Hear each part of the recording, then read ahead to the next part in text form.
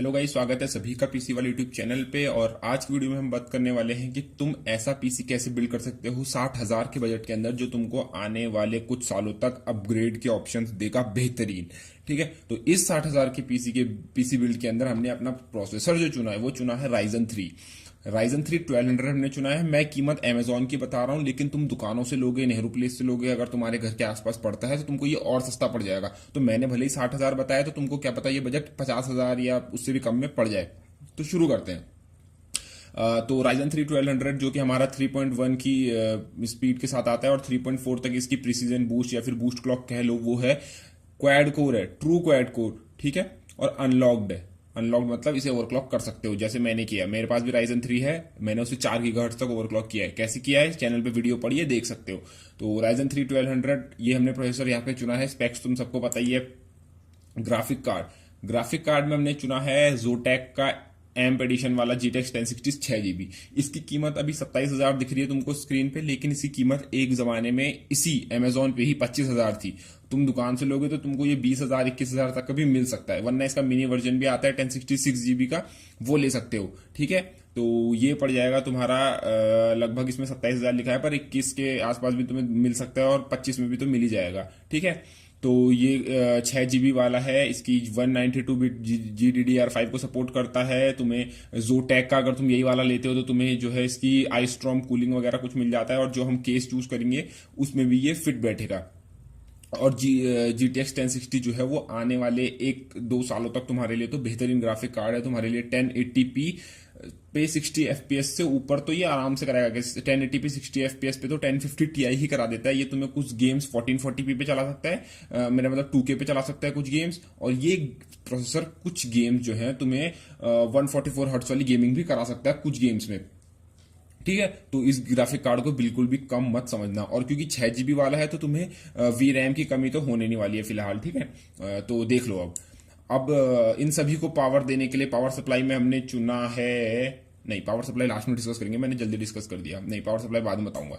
तो अब स्टोरेज वगैरह गेम कहाँ रखोगे, तो उसके लिए चुना है मैंने 5,299 रुपए, यानी 5,300 की हमारी 2 TB वेस्टर्न डिजिटल की तुम ब्लू भी ले सकते हो। और मैंने जो चुनी है वो है सीगेट की बैराक्यूडा। 2 TB है, दोनों बिल्कुल सेम हार्ड ड्राइव है। इनके प्राइस जो है 100-200 रुपए ऊपर नीचे होते रहते हैं अमेजोन पे, जो मर्जी चाहो ले लो। ऑफलाइन भी तुमको ये लगभग 5,000 कुछ की मिलेगी। ठीक है, तो ये तो तुम ऑनलाइन ले सकते हो। तो ये रही अपनी 2 TB की हार्ड ड्राइव, और 7200 RPM वाली है। एक चीज मैं तुम्हें बता दूं, अगर तुम 60,000 का बिल्ड करते हो और दुकानों से करते हो, जैसे किसी ऑफलाइन स्टोर से, जैसे MD कंप्यूटर से मान लो तुमने बिल्ड किया और सस्ता पड़ गया, या फिर तुमने किया नेहरू प्लेस या किसी ऐसी लेमिंगटन रोड वाली जगह की तुम आसपास रहते हो, या अपनी किसी लोकल शॉप से किया, तुम्हें ये 60,000 से भी कम में बिल्ड पड़ गया, तो तुम एक 120 या 250 GB वाली SSD भी बिल्ड के अंदर इंक्लूड कर सकते हो। ठीक है, बेहतरीन रहेगा।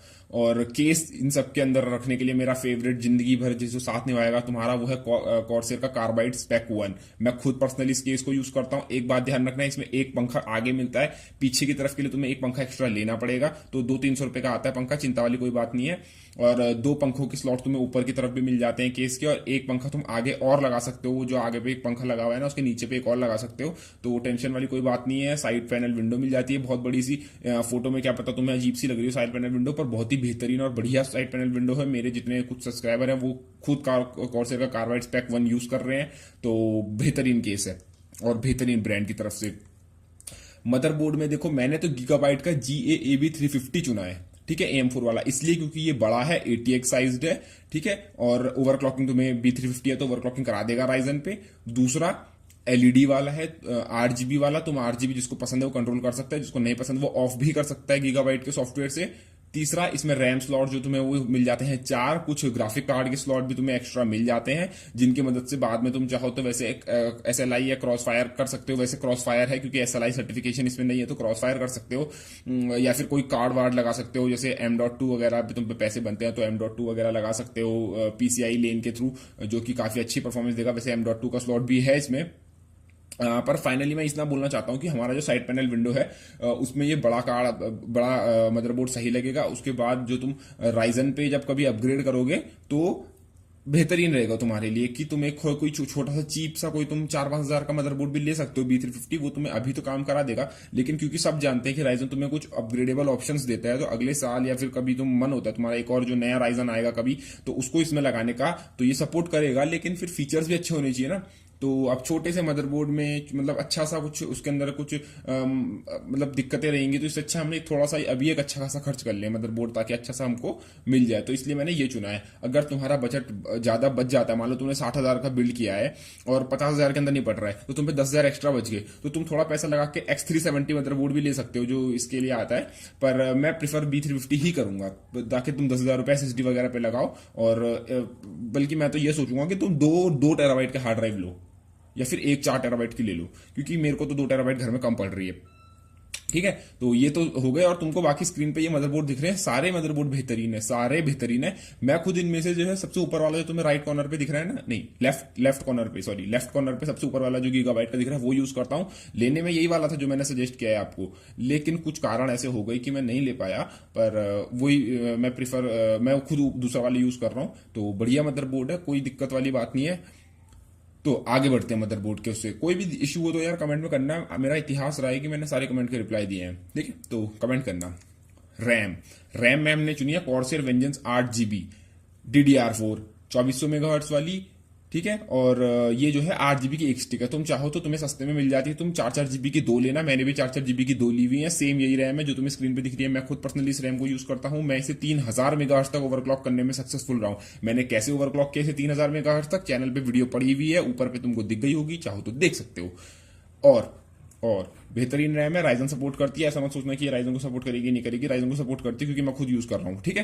तो बेहतरीन रैम है ये 8 GB की, और तुम्हें 8 GB से ज्यादा जरूरत भी नहीं है, ठीक है। अब पावर सप्लाई की बात करते हैं। तो पावर सप्लाई में मैंने जो है पहले बात करी थी, लेकिन अब मैं बोलता हूं कॉर्सेर की VS550। मैं खुद VS सीरीज यूज कर रहा हूं, मैं 450 यूज कर रहा हूं, पर तुम्हारा 1060 है, तो मैं वैसे 500 बोल रहा था। कॉर्सेर VS500 बोलने वाला था मैं, पर 500 नहीं, मेरे को 550 ठीक लगी कि तुम आगे जाके कोई नया राइजन लोगे। वैसे तो उसकी एफिशिएंसी बढ़िया होगी, पर फिर भी मैंने 550 ले ली, जो कि 3,425 रुपए की अमेजोन पे है। तुमको ऑफलाइन और सस्ती मिल जाएगी।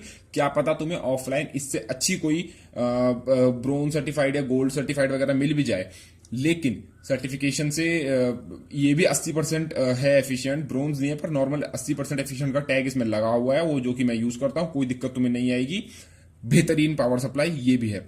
अब ये सब तो मैंने तुम्हें मोटा मोटा बता दिया, और पीसी बिल्ड हमारा यहाँ पे होता है खत्म। लेकिन अगर तुम्हें थोड़ा बहुत चिप आउट करना है और तुम थोड़ा और सस्ता बिल्ड करना चाहते हो, तुम्हारा बजट थोड़ा और कम है और थोड़ा और सस्ता ढूंढ रहे हो, तो तुम ग्राफिक कार्ड जो हमने 25,000 का लिया है उसकी जगह तुम 1050 Ti ले सकते हो, जो कि तुम्हें 12 से 15,000 के बीच में मिल जाएगा अमेजोन पे।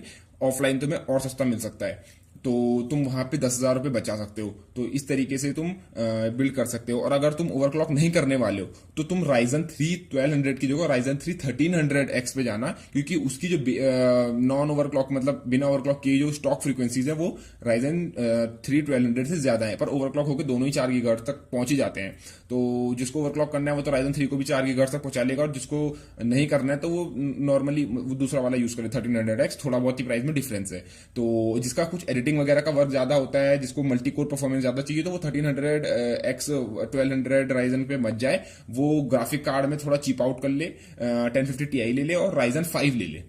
और अगर बजट है और तुम ऑफलाइन स्टोर से ले रहे हो, सस्ता बैठ जाता है, तो राइजन 5 के साथ ही तुम यही सेम बिल्ड 1060 के साथ कर सकते हो। कोई दिक्कत नहीं आएगी। तो आशा है तुमको वीडियो पसंद आई होगी। अच्छा लगा तो भाई लाइक करो, सब्सक्राइब करो। धन्यवाद, बाय बाय, टेक केयर।